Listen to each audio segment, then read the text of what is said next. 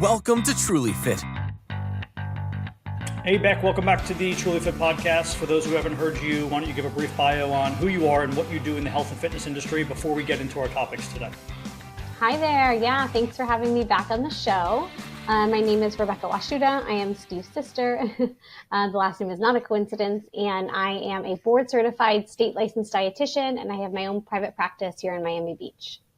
There's no hiding the subjects if you're watching the video, because I will have a rundown on the screen in which we'll be talking about. If you're listening only, I will tell you the subjects in advance we're going to be talking about. First, we're going to talk about Bryan Johnson. Who is he? Sort of the craziness that's now surrounding him. There's a Netflix documentary out about him. And then Becca has some special insights that I just found out about specifically with Bryan Johnson.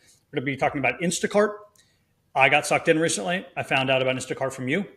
And we're going to be talking about breast milk. Is there synthetic grade, high level breast milk? If not, why not? And working from home, positives and negatives in the health and fitness community. We both do it. What can we pass on to others? What do we see that's maybe a lie in the industry concerning this, working at home and working at home specifically in our industry? But let's get started right away with Bryan Johnson. I'll do a little background on him, a general background. If you feel like I've missed anything, jump in, tell me more, and we can go right into it. But he was a tech guy who invented a software that was similar to PayPal, and it took off. And then he bought Venmo and stayed in there. And that's how he made majority of his money. He's worth, who knows, $400, $500 million, maybe more at this point because of his notoriety. But now the money he's making is not his notoriety from owning these, these payment softwares. It's because he is like the ultimate guinea pig for a biooptimizer and longevity. His goal is to live forever, so to speak. Now, this isn't a novel philosophical concept. A lot of people have talked about living forever, but he is taking it to the absolute extremes. There's a Netflix documentary on him. What are your first thoughts about him? What do you know about him? And how do you see this, maybe without diving into like the micro stuff, which we will, the things he takes, just from like a macro philosophical perspective? How do you think about this? Yeah. Well, I think it's easy to criticize him, right? I think people, if you've seen the Netflix documentary or if you've seen the trailer for it, it's easy to write him off as crazy.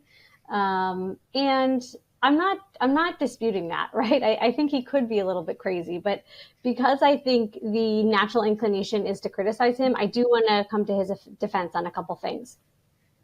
He talks about wanting to live forever, right? But he also talks about how our lifestyles today not only are taking years off our life, but they are giving us all poor mental health, right? He talks about how lonely we all are, and that like our lifestyles today are making everyone more lonely. He talks about burnout, right? Because he was in that tech world and he was working, crazy hours and he experienced that. And then he talks about the high levels of chronic disease, right? So all of that can't really be disputed. And I agree with him on all of those things. We do need to change our lifestyle in order to, overcome this, right? I think now our life expectancy is declining for the first time in history, right? We may not live as long as our parents for a number of reasons. And so, it is something to focus on, right? And in addition to these like pillars and protocols and supplements, he also talks about community. And I think that's pretty huge as well. Because, there's been multiple books written, multiple studies talking about community as, really the key to longevity, right? Living a long, happy life depends on your relationships, because that affects your emotional health and your mental health as well. So I think there's a lot of good in what he says before we jump into how crazy he comes across. I agree. I think there is a lot of good in what he says. And without talking about him as the person right away, which we will, from a philosophical concept, yeah. I mean, we all want to be healthier so that we can live longer, right? If you just look at some of the numbers that he talks about, he's like, hey, listen, I basically got 4 months for free this year. He looked at his biological age and the things that he did and said, I'm most likely going to live now just from the things that I did, at least 4 months longer than I was previously because of the things that I did, right? This all makes sense.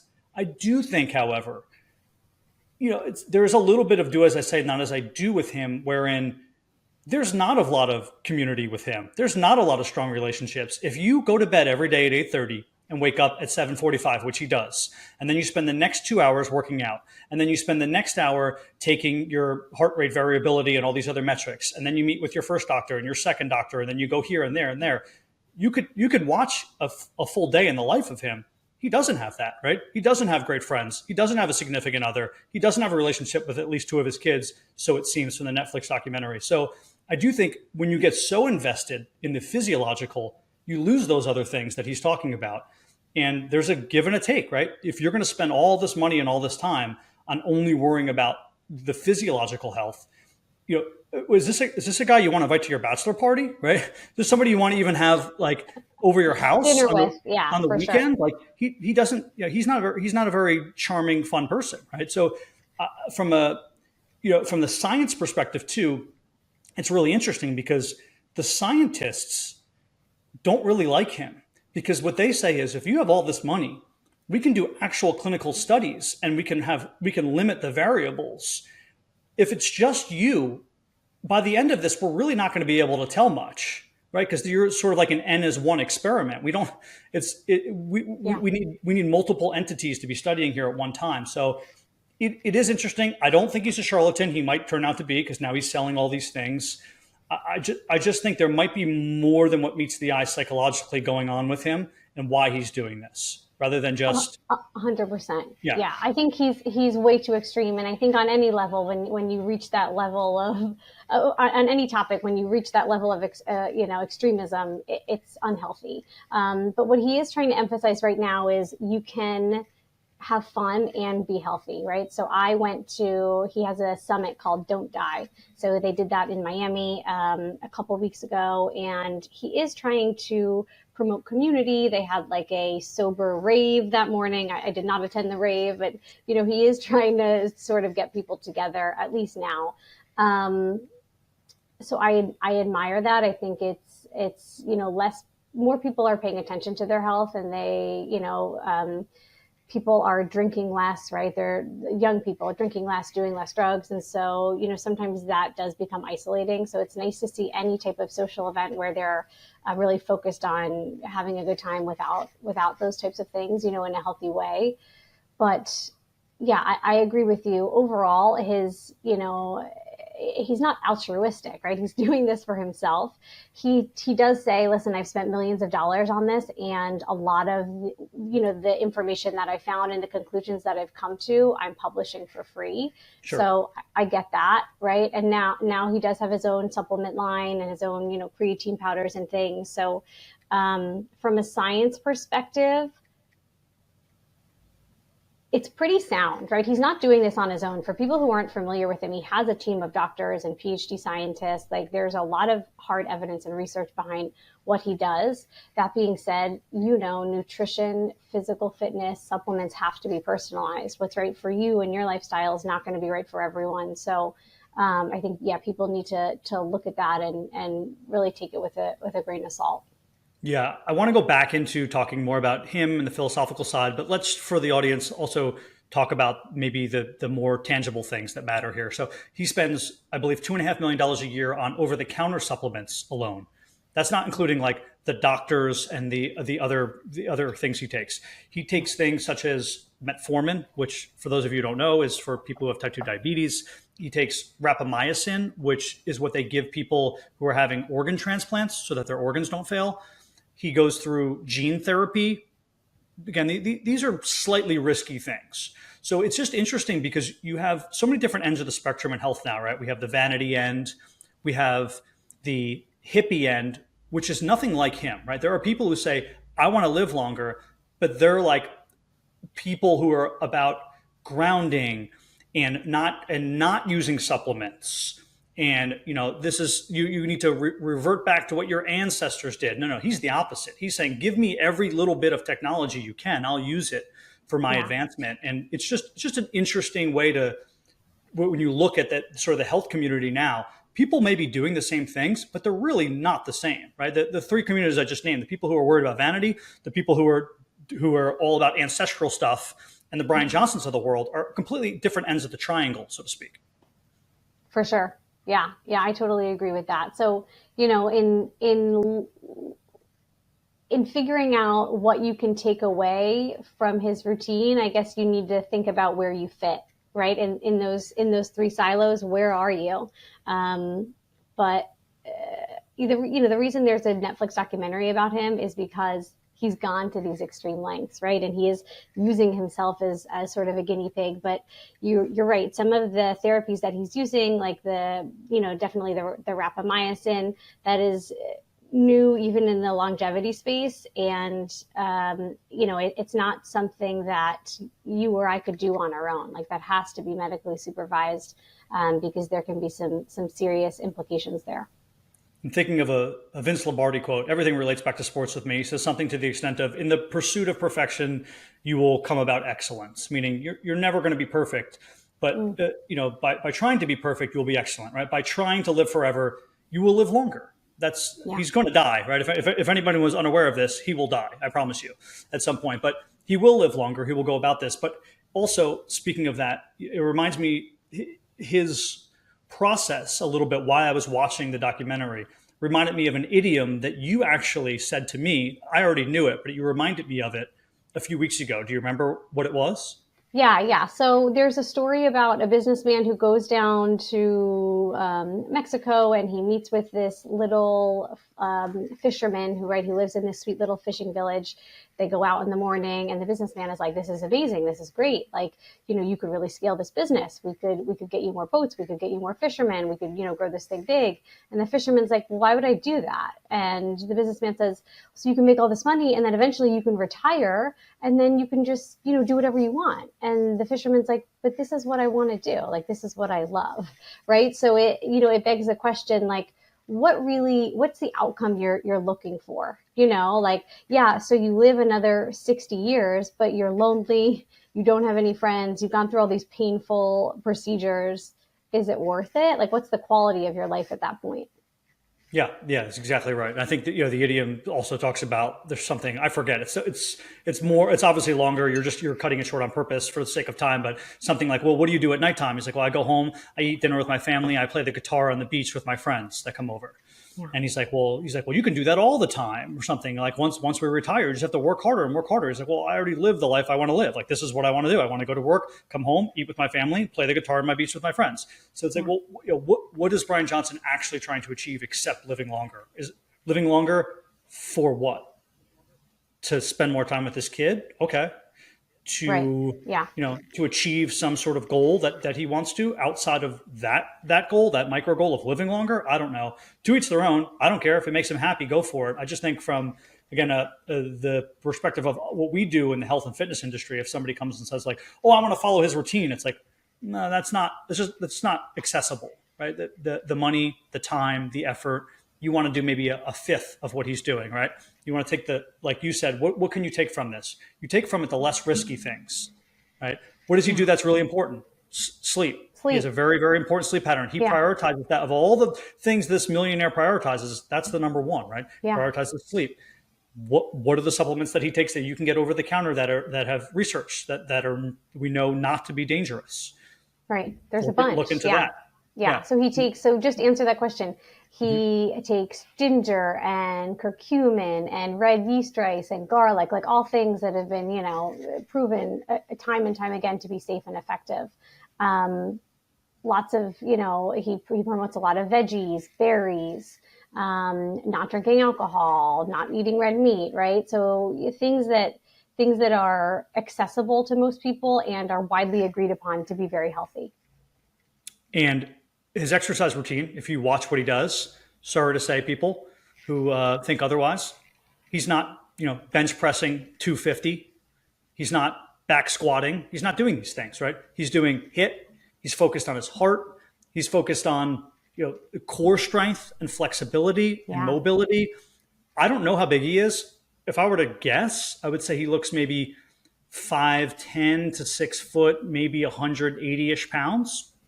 Right? He's not walking around at 220, 230, 240. He's not carrying a lot of muscle. Yes, he has a very limited body fat, but he doesn't have a lot of muscle. He's not jacked. He looks ripped because he has low body fat. Right. but he's not very strong. He's just strong for his size, if that makes sense. So, these are just some things I think we can take from looking at what he does in a more, realistic, practical way. For sure. Yeah. And the last thing that I'll say is, he emphasizes tracking, right? So he gets his blood work done very often. He's tracking his heart rate. He's tracking everything possible. And I do think everyone should do more of that to the best of their ability, right? So whether you have like an Oura Ring or you have an Apple Watch or, whatever works for you, you're getting your blood work done once a quarter. We know more about our cars, right, than we know about what's going on in the inside of our body. And like, that's crazy, right? So you should understand like, what does my blood work look like? What's my cholesterol? What's my blood pressure? What is my A1C? And I think that can help drive and direct what health behaviors are right for you. Yeah, couldn't agree more. Very important also to compare yourself to yourself, not yourself to always to others. Yes, there are general numbers inside of labs. It doesn't matter if your numbers are not exactly what those are. You should know your numbers compared to yourself. And you only do that if you take labs on a regular basis and know. But what I'll also add to that is you don't have to take the next step in the sort of intervention process if something is off. You can make that decision, but you should at least have the opportunity to make that decision. Yeah, for sure. On to the next tier, Instacart. I first heard about it through you when I was visiting you over the holidays. You used Instacart a few times, and I never really thought to use it. I enjoy going to the grocery store. It's actually just very therapeutic for me to go around, feel like I see some sales and save a few dollars, and be able to pick out the fresher fruits and things of that nature. Right? When you're picking out fruits, sometimes you want to touch them or see them. See the new brands in, but now with my schedule, having a 4-month-old at home, it's just impossible to do that during the week. So I've used Instacart a lot, and I'm wondering, as somebody who's used it a lot longer than me, do you think everyone's going to be using this eventually when it's more, accessible, let's say financially, because it is a little bit pricey when you look at how they upcharge you 20% on almost all the food. Do you think this is just a trend for the certain demographic? I feel like once you use it, you'll never stop using it. Yeah, and I'm surprised it took you so long to hop on. I think there is nothing more important than your time, right? So yes, they are upcharging you, but like, what is your time worth? If it takes you 2 hours to go grocery shopping, driving there and back and doing that, what could you be doing that's more productive in those 2 hours? So I'm like you in that, as a nutritionist, I like going to the grocery store, but I like going to the grocery store on like a Friday night, right? When it's dead and like my daughter's asleep and there's no one there and I can take the time to look at labels and go slowly through the aisle. I think, dealing with crowds and people and traffic is not fun, is not something I want to do. So, I think they definitely need to optimize, right? Like they need shoppers who are better at it, because sometimes, I don't know if you've had the situation where they replace things, but I'm like, I asked for this and they give me something totally different, right? Because I'm not by my phone to answer the message. So I think there could be maybe different levels of it, like a concierge level service, right? Like really like 5-star people who are like you and me, who are passionate about groceries and we know where things are and we know what a good replacement is. But that would actually be really easy. Sorry to interrupt. That would be really easy if you put a little bit more emphasis on the buyer's end. So what they would do with someone like you is items that are typically out more often than not. It's easy. It's really easy to see that, right? Yeah. And then they would have you, when you click an item, give a second or a third option already on the front end. They do that. They do that. Oh, they do that. They do that in the app, but sometimes the second or third option isn't there, or sometimes the shopper still gets another thing, right? Like it's not as organized as it could be. Because I think, they're working through like the grocery stores data on what they have in stock and what they don't. So it's not like one system, right? When you order from Amazon, it's one system and they're able to keep track of everything. So it's not perfect, but I think we are all so busy these days that everyone could save time. So yeah, I think that is the way of the future, for sure. I haven't had any of the issues that you have concerning them not getting the right product or not replacing it with a like product, for lack of a better term. They've been really good so far with me. I've probably only used it a dozen times, but I have had issues of them finding my house because it's a new build and it doesn't come up on certain GPS systems. And Now I'm relying upon the driver being a normal, competent, capable human being. And again, I'm going to be ageist here. And what most people do, at least over the age of 30, is send you a direct message. Hey, I can't find your house. What a 22-year-old does is they don't want to communicate with a human being. No, they don't know how. They don't know how. So then they contact customer service, Oh, right? gosh, and say like, yeah. and they drop a pin somewhere, and before you know it, your food is 2 towns over on the same name street. So, yeah, there, like anything else, there's a human component that's going to get messed up, and because there's so many variances, that was a really good point. In if you're taking the grocery store data, how quickly are they updating their software in the background in order for Instagram to re-pull that software appropriately to know what is in house and what is in stock, especially let's say on like a Saturday afternoon or something, right, where things are going rapidly, as opposed to like Tuesday at 10 a.m. when maybe nobody's at the grocery store. So I do think if Instacart gives incentives away for people to start using this, it really is one of these things where once you've used it, you just, even if you're not going to use it every single time you go to the grocery store, it's still in your back pocket, so to speak, as this like out when things happen, right? Because life happens, like you said, you get pulled, you expected to go food shopping on Saturday morning, and one of your kids is sick, and you can't go, and you need food in the house. Right? What do you do? And if you're eating relatively healthy, which we do, and I hope most of the people listen to this do, your food goes bad, right? It's not all food in your pantry. This is food in the refrigerator. So we're people who have to go food shopping every week. I can't store food because my food goes bad. Yeah. And, just one more point. It's like we're more isolated now than we've been, right? Where we used to grow up in these like small towns and communities. And if you needed something, we literally used to borrow sugar from our neighbor, right? Like literally we'd walk across the street and borrow sugar. And I think, in a pinch, you could be like, hey, neighbor or family member who lives close by, can you go get X, Y, or Z from the grocery store? And now we don't have that, right? Like we don't live with like family members. And so it's kind of nice. I'm just thinking like a couple of weeks ago, Aurelia was sick. So me and my daughter was sick. So I'm here with her and we were out of Tylenol and her, her fever was spiking. And I don't want to bring her to the store with me when she's sick and she's cranky and she's, potentially a public health risk. So I can Instacart that, right? Where maybe 30 years ago, I would have asked my mother or my sister or somebody else who lives nearby to go get that for me, right? And we just don't have that anymore. So unfortunately, we have to outsource it and pay for it. But I definitely see a benefit. Yeah. Last point on this too.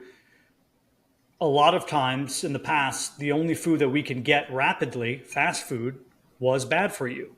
Now, if you can get the same exact food that you plan to get from the grocery store very fast, right? Because you can pay an extra $3 and get it there really fast. Yeah, it's worth it. Now you can start to eat healthier and not have the excuse of like you said, wasting another hour or two to go about this process. Of course, you still have to cook it, right? That's a different saying, but you do avoid that time constraint that some people have. I don't feel like going to the grocery store to get this food. It takes too long. Well, now you don't have to. Now you can do 2 things at once. Yeah. Breast milk. I was doing a lot of random research on breast milk. It seems like the longer you potentially breastfeed a child, the less neurodevelopment issues and all these different things could possibly happen. Obviously, studies are flawed, but I don't know a lot about formula and breast milk, right? If you told me to break down exactly what is in these components from a scientific perspective, I have no idea. You can tell me a little bit more, but what I do know is that most formulas, if you look on the back of it, like an Enfill, like the cheapest formula, is just like some sort of milk powder and vegetable oil and whey protein or something, right? So it doesn't have all the micronutrients and all the things that that breast milk would have. Why don't we have high-level synthetic breast milk? Do we have it? Are they working on it? Is it really expensive? And just give me your first thoughts on all of that. Yeah, great question. So we are, I think, uniquely qualified to talk about this because your daughter, Mackenzie, was exclusively breastfed, and my daughter, Aurelia, was exclusively formula fed. So it's like nice to have both sides of the coin here. We don't currently have synthetic breast milk. We could, We have the technology, right? In the same way we have the technology to grow milk in a lab, to grow steak in a lab, but we don't. And so there's two reasons. One, I think, is public opinion, right? Because for the same reason that if I put a steak in front of you and said this was grown in a lab, some people, feel weird about that rather than it came from a cow that, lives in a pasture. But the truth is lab grown food would solve a lot of our issues, right? The climate issues, the overpopulation issues, all of that. But the other reason we don't have it currently is because there's a lot of regulations around formula. It's regulated differently than just your standard food. So there was a company that was very, very close called Biomilk, Biomilq, but they just filed for bankruptcy. So there goes that. So the best alternative, right, is baby formula. I will say European formulas are different than American formulas. So I exclusively shipped in formula from Germany to give my daughter. And goat milk is better than cow's milk because it's easier for babies to digest. But the regulations in Europe are just more strict, right? So they don't allow corn syrup. They have very strict regulations about the amount of DHA, which is a healthy fat necessary for brain development. American formulas don't have any requirement for DHA. There's also not a cap on how much sugar is in American formula. So European formulas are different. They have caps on all of those. So they're regulated in a different way. They are using healthier oils. They are, their agriculture system is different than ours is in the U.S. So, I would say even the non-organic formulas there are a better choice, but majority of them are organic anyway. So, if you are looking to do a formula, I recommend to all of my clients to do a European formula. There is an American brand that's fairly new. It's called Boobie, Boobie, that is, trying to close that gap and be a healthier version for American formulas. And it's easier to get, right? Because sometimes shipping things in from Europe, it's hard to do, especially now with tariffs and things like that. So it's, I think, as far as what you said about breastfed babies and, is it protective against developmental disabilities? For sure. I think, breast milk is the best option. However, formula is great as long as you're taking a great formula. I think they did a small study on like the professional athletes, and actually like majority of professional athletes are formula fed. So like there's not really like data saying that one way or the other. And I'm not telling people there's anything wrong with formula fed. Again, this is above my pay grade. I don't know much about it except this brief article that I ran across. That's why I brought it up. I'm more asking questions here than certainly telling. But I think there's probably a financial component, hence the reason that company failed, in order to get something like that off the ground. Because you also then have to think about on the buyer's end, right? What is the pricing that you were going to set, spending all this money creating this, and how does that fit into the market? Who's going to be buying this? Because formula is already kind of pricey, right? The amount that people need.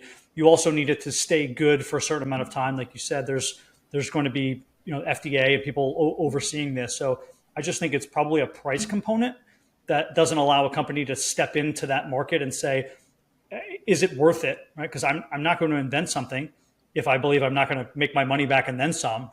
Right. Is it worth it for me to invest all this money and then come into a market that doesn't allow me to then recoup that money? But you would hope that if the government was going to intervene somewhere, they would, right? We would only try to make formula better and better and better, right? I would think This should be an industry in which every year we find out there's an improvement in formula. And I just feel like that's not the case. No, it's not, because it's expensive. And I don't think, companies want to do that.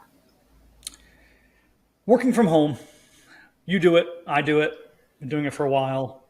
The industry in the nutrition world certainly takes to it very well. The fitness world's a little bit different. Me having to train live virtually, I certainly don't have my 100% capacity to do what I do.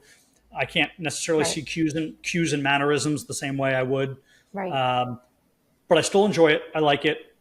I do think, though, some people talk about it as if it doesn't have any negatives. So there's only positives, and I push back on that. But what are your thoughts if you were to talk to somebody who wanted to start working completely virtually? What would you say to them if they were nervous about it or maybe too overly excited about it?